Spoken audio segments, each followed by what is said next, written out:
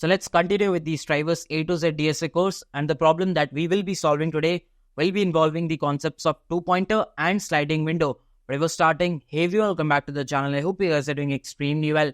So the problem that we will be solving today is fruit into baskets. That's a huge problem statement. You can go through it. I'll be explaining the problem statement in short. So you go to a farm and you're given two baskets, okay? And in the farm, there are trees, and these are the fruits that they produce, okay? Tree 0 produces this, tree 1 produces this, tree 2 produces this, and so on. Now, every tree is producing a fruit. So, tree 0 is producing a fruit of type 3, So, it's an individual type. This particular tree is producing a fruit of type 2. Now, you're allowed to collect fruits. But there is a condition. You have two baskets, okay? Now, each individual basket can hold only only a single type. That means if you're putting the type 3 fruit here, it can only store apples, for an example. It cannot store apples plus oranges. It can only store apples, like one type of fruit. 3, 3, 3, you can put as many apples as you want. The other one can store any other type, like 2, 2, 2, a lot of oranges. Got it? Now your task is to make sure that you pick up the maximum fruits using these two baskets. Got it? But there is a catch. If you're picking this,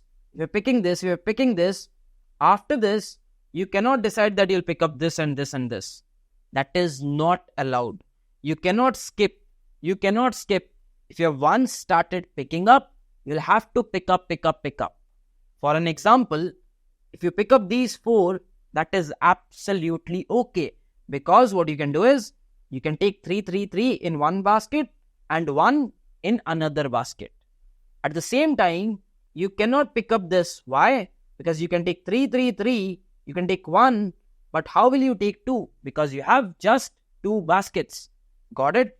So the question is stating, what is the maximum fruits that you can pick? So can I say that maybe this one I can pick and that will be 4 fruits? Okay. Maybe I can pick this one, that is 4 fruits. Or maybe I can pick up this one and that's going to be 5 fruits. Why? Because I'll put 2, 2 over here and 1, 1, 1 over here. So I can pick up 5 fruits from this particular example. So can I trim down the question to finding the max length subarray with at most 2 types of fruits? Can I say this? 2 types of numbers? In short, I can. Why am I saying at most? Even if the array contains all 3s, you can still take up all of them, put it into one basket and keep the other basket empty. That is also allowed. So can I trim down the question to max length subarray, because subarray is a consecutive portion of the array, with at most 2 type of numbers, like 1, 2. 2 unique numbers rather. Makes sense? So if this problem comes up in an interview, like what is the extreme naive solution that you can think of? There is subarray, and wherever there is subarray, the extreme naive solution that I can think of is generate all the subarrays. How can I do it? I know that the first subarray starts from 3. So I can standard 3 and take that first subarray. The next subarray, keeping this 3 as the starting point, will be this one. The next will be this one. The next will be this one. The next will be this one, and so on.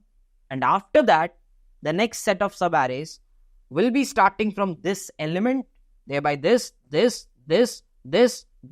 and so on. Agreed? Maybe I can do this. So what I can say is, hey, listen, maybe I can keep a very simple data structure as set, and I can start from this 3. Okay, that's one number. I can put it over here. Perfectly fine. That means I can take this subarray. I can take this because I have one type of fruit. Okay, what is the next? I'll be taking this much, which means I'll again pick up this 3, put it over here. same type, doesn't matter.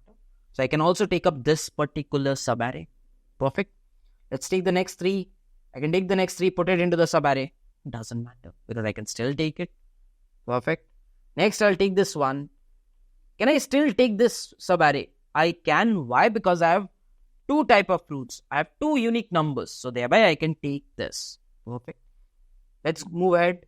The moment I put up this 2 over here, what happens to the set data structure is this is 3 in size. So if it is 3 in size, I cannot, because the max I'm allowed is 2 types of numbers. Can I go beyond? Even if I go beyond and check for all the other subarrays, they'll at least have 3 types in it. They will at least have 3 types in it. So I cannot take beyond it. So can I say starting, like keeping the starting point as 3, I can only take subarrays till this portion, not beyond it. So I can stop. I can break. No need to iterate further.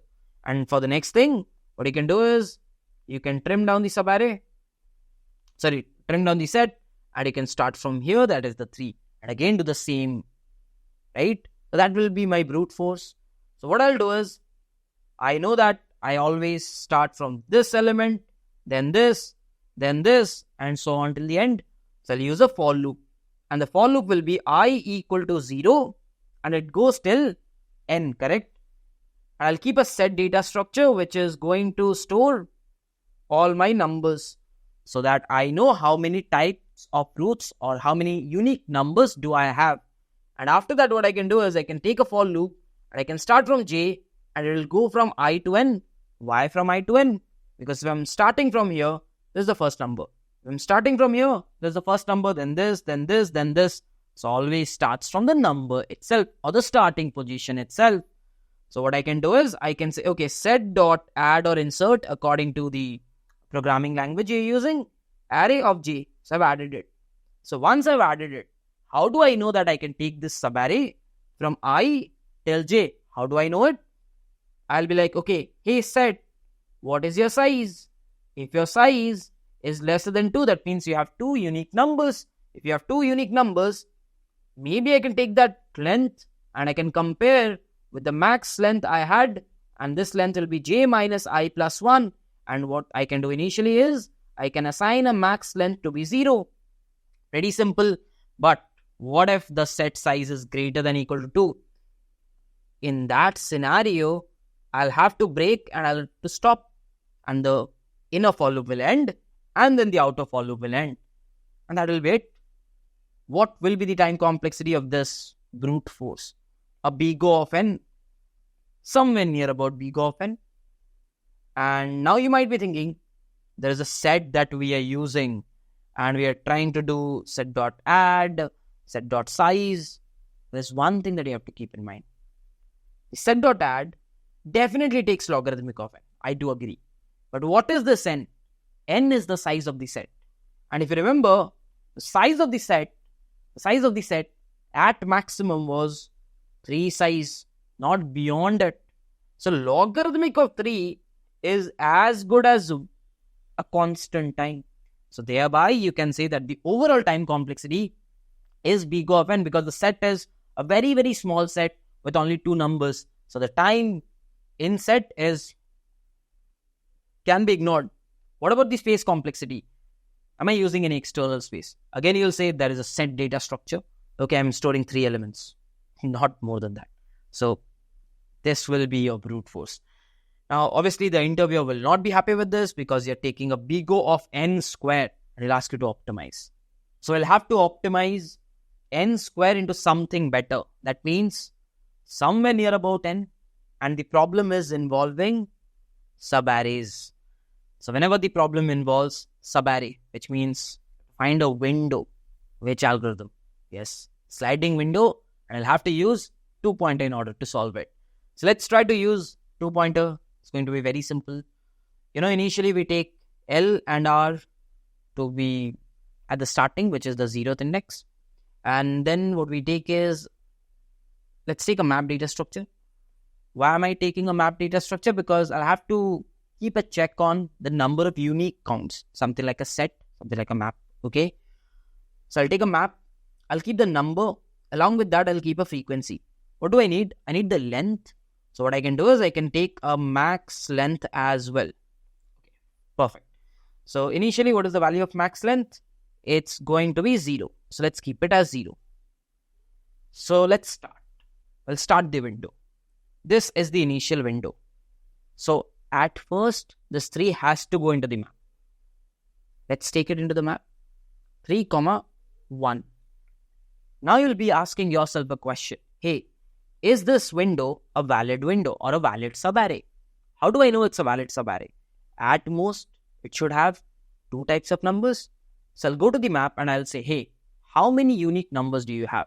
The map says, I just have 1 unique number. If I have 1 unique number, that means it is possible because at most I can have 2 types. So this segment is possible. What is the length of this segment? 1. So I'll update the max length to 1. So let's quickly update the max length to 1. Perfect. Let's move R to the next. So when I move R to the next, this time I'm seeing this 3, correct? So I'll have to put it into the map, so the frequency will increase. Now you'll ask yourself a question. Hey, since the 3 is in the map, can this be a possible answer? So I'll go to the map and I'll say, hey, how many unique elements do you have? It still says I have 1. Hereby it is possible because at most 2 are allowed. So what I'll do is I'll increase the length to be 2 because this possible thing is allowed. Perfect. Let's move the R to the next. The moment I move the R to the next, I have a new element. So the new element gets into the map data structure and the frequency increases to 3. Again, I'll ask the same question. Hey, can this be a possible answer? Look into the map and it says yes. Thereby, I'll increase the length to be 3. I'll again move this R to here. I'll have a new element. Put it 1, 1, number and the frequency. Now ask yourself a question. Can this be a possible segment? Ask the map. Map says the length is 1. And if the length is 1, length is 2. And if the length is 2, it's possible because you have 2 unique elements. That is allowed. So thereby this is possible. Hence, what I can do is I can update the length to 4. And I can take this R and I can move it to over here. Where am I? I'm at 2. Okay. I'll have to put it into the map 2, 1. And I'll ask myself a question. Hey, is this possible? And I'm like, okay, let's check. Map says 3. No, not possible. Cannot update. So this window is not possible. If this window is not possible, what you'll try to do is, in sliding windows, you trim it down from the left. You trim it down from the left. So let's try to trim it down from the left. So this will go off from your window. So when it goes off from your window, that means it goes off from the map. That's what you will do. You just take it out from the map and you'll reduce the number to 3, 2. And you'll take R to here. L to here. Now this is your window. I'll ask again, is this possible? I says, no, because I still have 3 unique elements. Like, fine, I'll have to take this out as well. So please go ahead and take this out, which is 3, 1, and move L to here. Again, ask yourself a question, is this possible? Again, go to the map. Map says size 3. Not possible. Take this out again. So if you take it out, 3, 0, and after that, the L moves ahead. Ask yourself a question, is this possible? It says, yes, this is possible. Why? Please remember, whenever someone turns as 0, please remove it. It's no more in the map. Please remove it. So when you go over here and ask, it says my size is 2, which is possible. But this length of the segment is 2, and I already have a max length of 4. No need. I'll elongate. I'll again move. So when I move this time, R will be here. So I'm over here. I have a 1. Take it in. So 1, 2. Is this segment possible? Ask. The length is 2. Possible. But this particular length of the segment is 3. I already have a segment of length 4. Perfect. Let's move R. Again go to 1. Increase the frequency to 3. And ask yourself the same question. Is this possible? It says yes. Why? Because the map contains only 2 unique elements. If this is possible, can I update the max length? I cannot because the length is 4. There's no point. Next, move on to the next. What do you have? You have 2.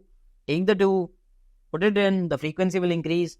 Ask yourself if this is valid. It says yes, I'm valid because the number of unique are 2. The length is 5 of the segment. Reduce or increase it to 5. Perfect. Next, move to 3. So when you're at 3, what happens? You're asking, is this segment possible? But before that, please put the 3 into the map. Now you're asking, is this segment possible? It says, no, not possible. Why? Because the map is saying I have 3 unique elements. Not possible. What do you need to do? You trim till you can. Let's start trimming. Start trimming the 1. So 1 will get trimmed to 2. And what will happen to L? L will move. What do you have? You have a 2. Correct? Again, go ahead and trim 2. So it will trim down to 1. Move L. What do you have? You have 1. Again, go ahead and trim 1. So that will become like 1. Correct? And then again go here. And this time L will be here. Again, it's a 1. So go back and trim. My bad. Trim this one. Make it 0. The moment it is 0, it goes off. The moment it is 0, it goes off. And the L goes ahead. So this time, this possible segment. You can keep on going. The moment R exceeds, you stop then and there. And the max length you'll find out is 5. This is the sliding window. Very simple, very obvious. So what we will do is, we'll try to write down the pseudocode. And in case you want your language specific code, you can find them below. So what will you be given? You'll be given the function, correct? We'll be given the array, just the array, nothing else. We'll keep the L to be 0. We'll keep the R to be 0. We'll keep the max length to be 0. And you can keep a map data structure depending on your language. So let's start. Sliding window is like, okay, I will go till the array.size, not beyond it, because that's the maximum I can go on the right. And I'm like, okay, let's put this, because it's a new element addition into my window. So let's put this into my map. So I'm like plus plus. So in Java, you can just get the value, and if it is 0, you can add a 1. If it is not there, you can put it as 1. You can do it. After this, what? I've added into the map. I have to check if this segment is possible or not. So I go ahead and ask the map, hey map, is it possible to have you? Is it possible to have you? And I'm asking, is the size lesser than equal to k? I says, yes, it is. That means it is possible. So I'm saying, okay, if it is possible, then I'll have to take it as max length. But what if it is not possible? I'll have to make it possible. So thereby, first you'll write the other case. If it is not possible, make it possible and then count. Okay, perfect. And if it is not possible, what do? I have to trim down L. So I'm like, okay, let's maybe write it as, hey, while mpp.size is greater than k, which means not possible. If it is not possible, mpp of array of L minus minus. And I can check, hey, if mpp of array of L is 0, we can ask the map to erase or delete, whatever you call it. Mpp of array of L, just ask to delete it, or maybe I can write it below. You can ask the map to delete it, mpp dot erase of array of L. So what I'm doing is, I'm deleting it, correct? What after this? I'll have to move it. I'll keep on moving this. That's how my while loop will look like. Once this condition is satisfied, you can finish up the if loop. After that, you can have a simple check. Hey, listen, if at any moment, like, now I know the segment is valid. But still put a check. And you say, okay, let's take this valid segment and compare the length with the max length. Which is like max length, comma, j minus, or rather, r minus L plus 1, that is the length. And once you're done with this, you can move the right plus plus for the next iteration. You can complete the while loop, and then you can return the max length. And that's how the function ends. So that will be the code. Now you might be thinking, okay, what is the time complexity of this one? So for the time complexity, let's analyze what is contributing to it. So first of all, there is a R that is moving. The R starts from here and goes absolutely till the end. So I know there is a big O of n for sure, because right is moving at every step. What apart from that? There's another while loop that is contributing. But you'll have to keep in mind that this while loop is always not running, is not running for n always. Why do I see it? If you see, L was starting from here. For some occurrence, it might run from here to here, then from here to here, then from here to here. So overall, when R moves from here to here, at the worst possible scenario, L might move from here to here, not beyond it. It won't move every time n. Overall, it will move n. So can I say the R moves for n and the internal L also moves for n at the worst possible case? And what is the worst possible case? You have 3, 3, 3, 3 and then a 1, 2. So what happens is, when the R reaches here, L is still here, and the L has to move till it reaches here. So L moves the entire way. But that is the worst possible scenario. Got it? So the time complexity is big O of 2n. What about the space complexity? The space complexity, again, at the worst possible scenario, can be big O of 3, which is storing 3 elements.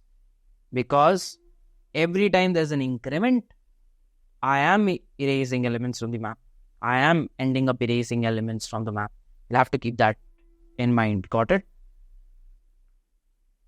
And there is one more thing. I'm accessing the map. I'm erasing from the map. I'm not adding a logarithmic. Why? Because the size of the map is extremely small.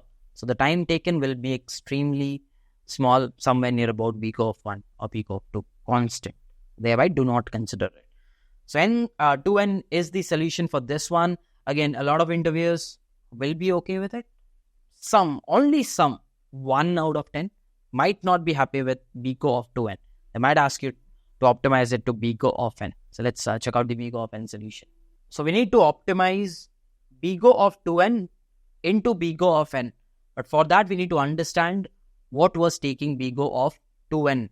So if you remember, there was a point when L was here, R was here, and the max length was 4. And the map was having 3, 2, and 1. 3 of the elements. And then I checked if this segment could be a possible answer. And the map said, no, I have 3 unique elements, thereby this cannot be a possible answer. After that, what I did was, I took off this 3, I moved L, I took off this 3, I moved L, I took off this 3, I moved L.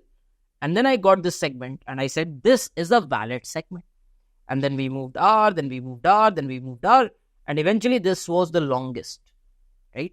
So what we did was, whenever there was an invalidity, I moved L straight away till it was valid. And that was taking that extra big O of n time. So what I'll try to do is, I'll try to omit that thing.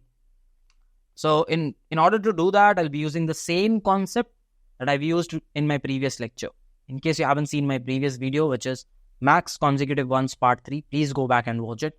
I've explained the intuition in depth over there. So what I will do is, I'll take L, I'll take R over here. Maybe in order to just simplify things, I'll take L and R to be over here. I'll skip the initial steps. And I know I'll take a map data structure. So you will be having 3 times. 1 is ones and 2 is ones. And max length will be how much? 4. Okay. Now this is the moment I have a segment and I'm asking, hey, can this be a possible answer? The map says I have 3 elements. So this cannot be a possible answer. And if this cannot be a possible answer, I'll have to move in. But over here, I'll say, hey, listen, 4 was my max length. And you tried to increase that length to 5. So what I'll do is, I'll not allow you to go beyond 5. I'll ask you to stay at 5. So what I'll do is, I'll just remove 1, 3. So if I remove 1, 3, this will become 2 and the L will go over here. Now I'll check for the same length 4. Is it a possible answer? It says no. Perfect. Move R. So I am not allowing the length to get increased more than 4. Again, at 5, I'm not going to 6. The length is still 5. And again, it says not possible. But please make sure whenever you go to this, you insert this. Now, I'm checking this one. Is it possible? It says no, not possible. If it is not possible, I'll again reduce 1. So when I reduce 1, this becomes as 1 and the L goes over here. Correct? Next step will be to take this R and move 1 step ahead, which is 1. So you can increase this one, which is typically 3. And this is 1. Okay. Now again you'll ask, hey, can this be a possible answer? And it says, no. Because the map still has 3 unique elements. Perfect. Again reduce this. So you'll go over here. This will be 0. So it goes off. And now when you check for this length, this is possible. Why? Because it has 2 elements. The length is 4. The length is 4. It is possible. After that you move R. After that you move R. Now the moment you move R, this is having 2. So please insert it. And now when you want to check if this is possible, it says yes, this is possible. Yes, this is possible. And the length is 5. The length didn't jump from 4 to 6. Why? Because I didn't allow it.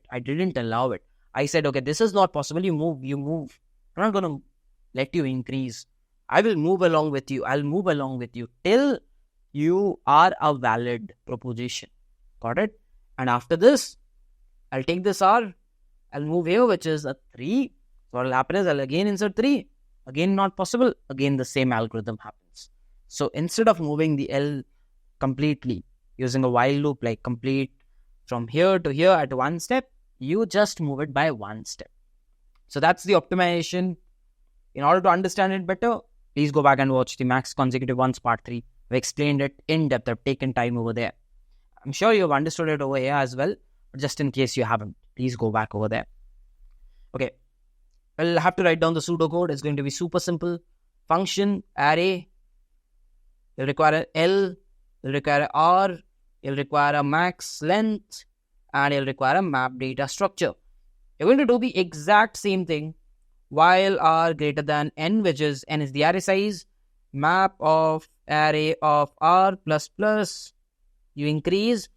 And now instead of the while loop, if the L and R is not a valid segment, what you do is you say, hey, listen, if mempp.size is greater than k,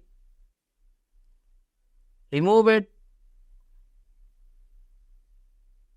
remove, and if MPP of array of L is now 0, which means you can just trim it off from the map as well, map.erase MPP of array of L. Perfect. And right after this, you can move the left to plus plus. Over here, there will be no while loop. You just trim it off once. In the previous, we kept on doing it. Once you've done this, you can have a simple check. Hey, listen, after doing this, if MPP of size is lesser than equal to k, maybe the max length can be updated to max of max length, comma, R minus L plus 1. Done. And you can move the R plus plus, and that will be end of the while loop. And then you can straight away return the max length, and then you can end the function. So what will be the time complexity? Very simple. There's one while loop, which is a big O of n. It's not going to take any other time. What about the space complexity? Again, you're putting elements into the map, but you're making sure that it is not more than 2. So I can say that is as good as a constant. So this will be the time complexity and the space complexity for this particular solution. And if you say this in an interview, the interviewer will be super, super impressed. Only if you're able to explain your thought process. That is the key over here. So if you're still now watching, I'm very sure you've understood everything. And if that is the case, please do consider giving us a like. And if you're new to our channel, do consider subscribing to us as well. With this, I'll be wrapping up this video. Let's meet in some other video. Till then, bye-bye. Take care.